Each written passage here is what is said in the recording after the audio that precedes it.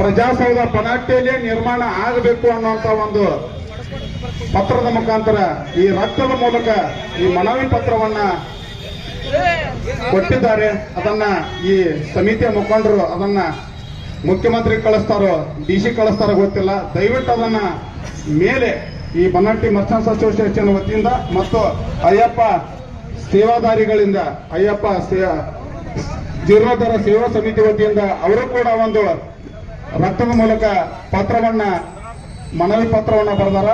ಅದನ್ನು ಕೂಡ ಈಗ ಆ ಸೇವಾದಾರಿಗಳು ಕೂಡ ನಮ್ಮ ಈ ಪ್ರಜಾಸೌಧ ನಿರ್ಮಾಣ ಹೋರಾಟ ಸಮಿತಿಯ ಮುಖಂಡರಾಗಿರುವಂತಹ ರಾಜುವನ್ನ ಭದ್ರಣ್ಣವರವರಿಗೆ ಮುಟ್ಟಿಸ್ತಾ ಇದ್ದಾರೆ.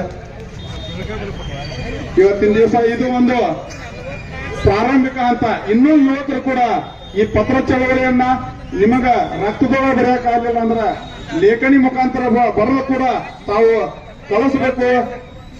ಜಿಲ್ಲಾಧಿಕಾರಿಗಳಿಗೆ, ಮುಖ್ಯಮಂತ್ರಿಗಳಿಗೆ ಈ ಮನವಿಯನ್ನ ಕೊಡುವಂತ ಕೆಲಸ ತಮ್ಮಿಂದ ಆಗಲಿ.